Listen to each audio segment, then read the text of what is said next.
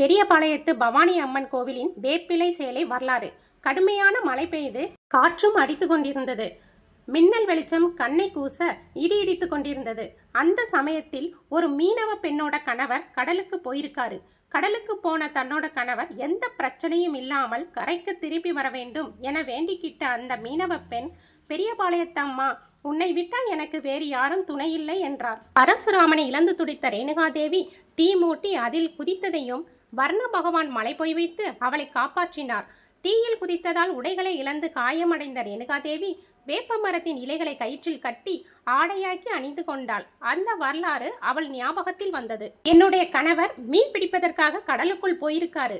புயல் மழையில சிக்காம கணவர் பத்திரமாக வீடு திரும்பிட்டா அவர் உடம்புல எந்த ஆடையும் இல்லாமல் வேப்பிலை ஆடை கட்டி உன்னை வலம் வர செய்கிறேன் அம்மா என்று மனமுருகி வேண்டிக் கொண்டிருக்காங்க. அந்த மீனவ பெண்ணின் கணவர் நல்லபடியாக வீடு திரும்பிட்டாரு. மனைவி கணவருக்கு வேப்பிலை ஆடை கட்டி அம்மனை வலம்பர செய்து அவங்களுடைய வேண்டுதலை நிறைவேற்றிருக்காங்க. அதிலிருந்து ரொம்ப கஷ்டத்தில் இருக்கிற மக்கள் பெரியபாளையத்து அம்மனை வேண்டிக்கிட்டு வேப்பிலை ஆடை பிரார்த்தனையை மேற்கொள்வது அங்கு வழக்கமாக இருக்கிறது.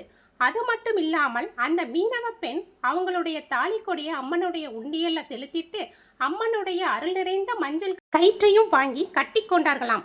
எவ்வளவு சிகிச்சைகள் செய்தும் தீராத நோய்களெல்லாம் பெரியபாளையத்து அம்மனை வேண்டிக்கிட்டு வேப்பிலைச்சேலை பிரார்த்தனை செய்து குணமாகிறத நாம் இப்பவும் பார்க்கலாம் என்று சொல்றாங்க.